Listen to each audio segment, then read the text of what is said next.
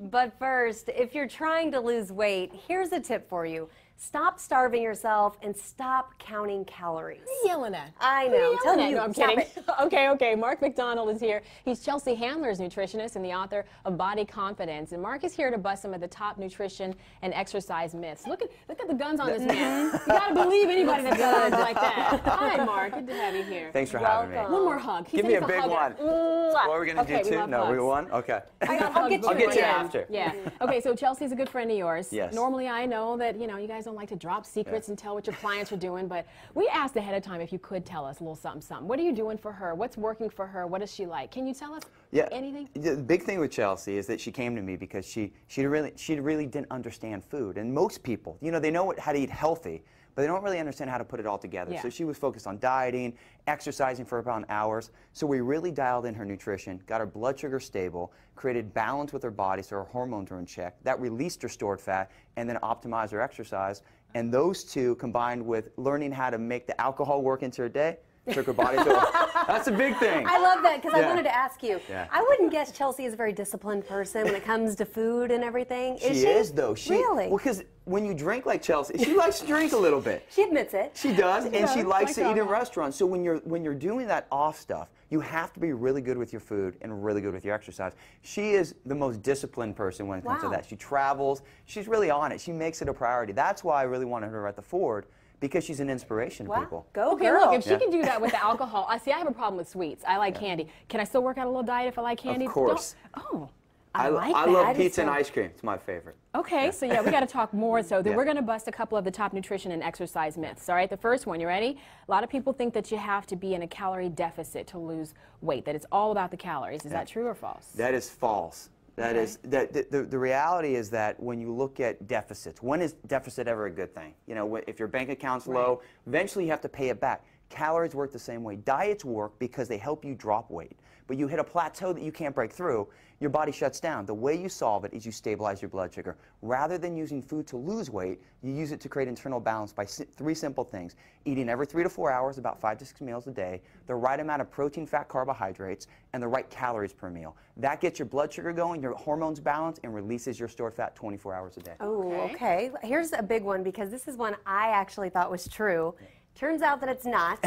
Eating before bed. Does it cause you to gain weight, or do you need to be eating the right things before bed? It is false. It does not cause you to gain weight. But if you stabilize your blood sugar, if you never spike your blood sugar and overeat, it's impossible to store fat.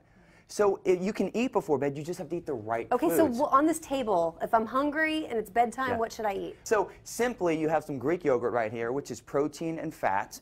If it's low fat, get low fat Greek yogurt. And by simply having some blueberries or nectarine with that, that gives you protein, fat, carbohydrates, keeps your blood sugar stable, and actually makes you release fat when you sleep.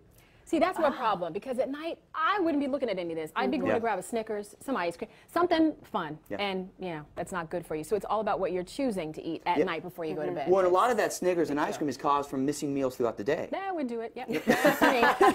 You crave that deficit, and when you're hungry, you're not craving chicken or tuna. Anything. Exactly. You want the bad stuff. Okay, let's talk cardio because, I go to the gym. Sometimes I get my Kindle out. I'm reading it, and I know that's not a great workout. But is all cardio really created equal if I run versus the elliptical? Once again, it's false. That when you look at the two things with cardio that matter, you have two types of muscle fibers. You have red muscle, which is like your treadmill, when you're steady, when oxygen's present, walking, and then you have your white fiber, about 50% of your body, which is like high intensity cardio. So most people only do one type of cardio. So the first thing is you want to make sure that you're doing fat burning cardio and high intensity Someone's cardio. doing cardio back over the back. That's me at the gym, falling over. Right? So simply, if you're walking 30 minutes if you're doing like sprints, you would go 1 minute explosion, recover, do that for 30 minutes, and then follow that with 30 minutes of fat burning. You'll burn about 30 to 40% more fat. Then the last thing, like the elliptical trainer, that's a non-impact movement. It doesn't recruit the same amount of muscle.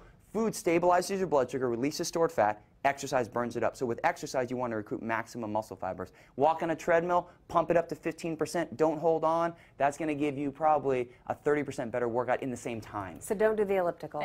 Well, if you have an injury. But if you really want to take it to the Oh. next level, it's not about doing more. It's about being better at what you Empty do. stomach, though, when you go to the gym. A lot of people I say like to you work should out work on out an on empty stomach. Yeah. I shouldn't be, right? Well, you will burn Doing fat. everything wrong. But your body's a refuel as it goes machine. So whenever you miss a meal, your body, it can't use fat for fuel. So it has to burn its muscle. That affects your metabolism.